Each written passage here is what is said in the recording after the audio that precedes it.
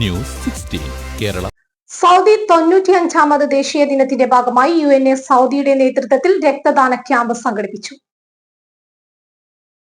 ദേശീയ അറേബ്യയുടെ ദേശീയ ദിനാഘോഷത്തിന്റെ ഭാഗമായി united nurse association UNA Saudi unity റിയാദിലെ കിങ് ഫഹദ് ആശുപത്രിയിൽ സെപ്റ്റംബർ 19 വെള്ളിയാഴ്ച രക്തദാന ക്യാമ്പ് സംഘടിപ്പിച്ചു.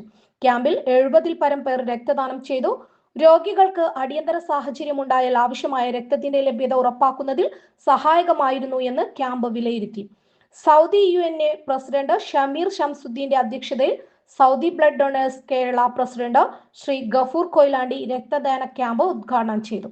ഇത്തരം രക്തദാന ക്യാമ്പുകൾ വർഷം തോറും സൗദിയിലെ വിവിധ പ്രദേശങ്ങളിലും ആശുപത്രികളിലും തുടർന്ന് സംഘടിപ്പിക്കാനാണ് പദ്ധതിയെന്ന് UNA നേതൃത്വ സംഘം അറിയിച്ചു. കൂടാതെ രോഗികളുടെ സുരക്ഷ ഉറപ്പാക്കാനും സമൂഹ സേവന പ്രവർത്തനങ്ങൾ ശക്തിപ്പെടുത്താനുമുള്ള നിരവധി ആരോഗ്യബന്ധിത പരിപാടികളും UNA നടപ്പിലാക്കുമെന്നും അറിയിച്ചു. പക്ഷമില്ല, വിവേചനമില്ല. നേരിനൊപ്പം, നാടിനൊപ്പം, നാട്ടുകാർക്കൊപ്പം. News 16 Kerala channel.